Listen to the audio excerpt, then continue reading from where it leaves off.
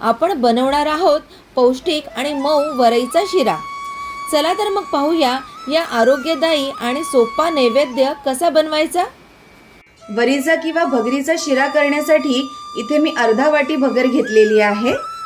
अर्धा वाटी वरीसाठी मी अर्धा वाटी तूप घेत आहे, पण हे सगळं तूप घालत नाही, यातलं थोडं तूप आता मी पहिला घालतेय।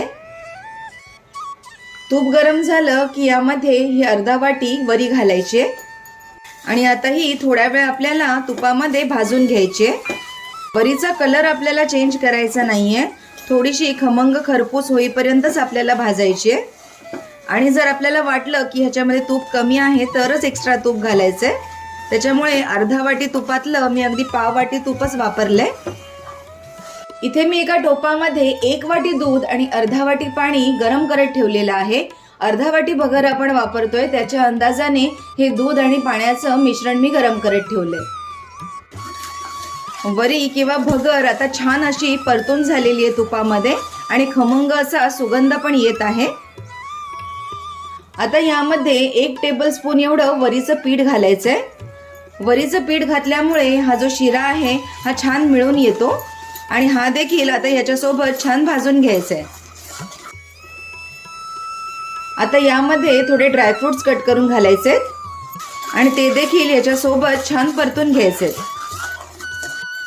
वरीचे तांदूळ, वरीचं पीठ आणि ड्रायफ्रूट हे सगळं छान खमंग परतून झालेलं आहे। आता यामध्ये हे गरम केलेलं दूध आणि पाण्याचं मिश्रण घालायचंय।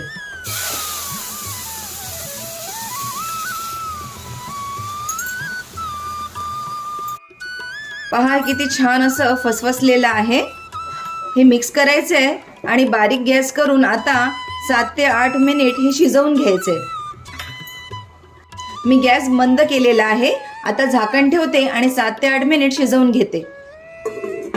7 ते 8 मिनिटं झालेली आहेत आणि तुम्ही बघू शकता वरी अगदी छान शिजलेली आहे।